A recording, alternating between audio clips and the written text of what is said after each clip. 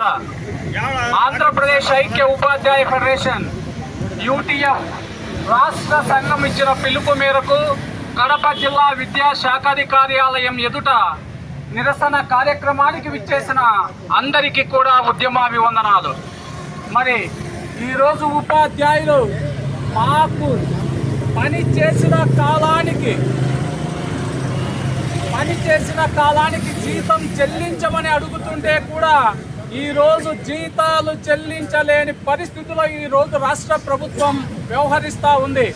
మరి ఇదే పద్ధతి కొనసాగితే ఇది ఒక ట్రైల్ లాగా ఈ ప్రభుత్వం వ్యవహరిస్తూ ఉంది.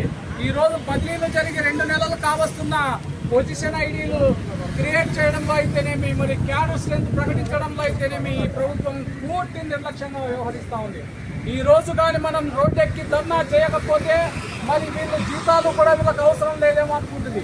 ఇప్పటికే డిఏలు కోల్పోయాం, పిఆర్సీలు పోయాయి, సరెండర్లు బిల్లులు పోయాయి, ఆర్థిక అంశాలన్నీ కూడా ఈరోజు ప్రభుత్వం పక్కన పెట్టింది. చివరికి జీతాల విషయంలో కూడా నిర్లక్ష్యంగా వ్యవహరిస్తూ ఉంది.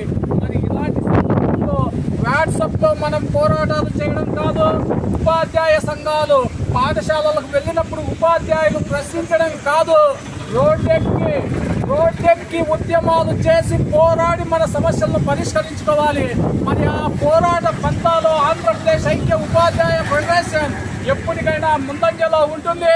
ఉపాధ్యాయ సంక్షేమానికి, ప్రభుత్వ విద్యారంగ పరిరక్షణకు ముందుంటుందని మీ అందరికీ తెలియజేస్తూ భవిష్యత్తులో ఇంకా తీవ్రమైనటువంటి పోరాటాలు చేసే కాలం కూడా వస్తుంది. ఈ ప్రభుత్వానికి 1 ఏడాది సమయం ఇచ్చాం. ఈ ఏడాది కాలంలో ఈ ప్రభుత్వం మనకు ఎలాంటి ప్రయోజనాలు చేయలేదు.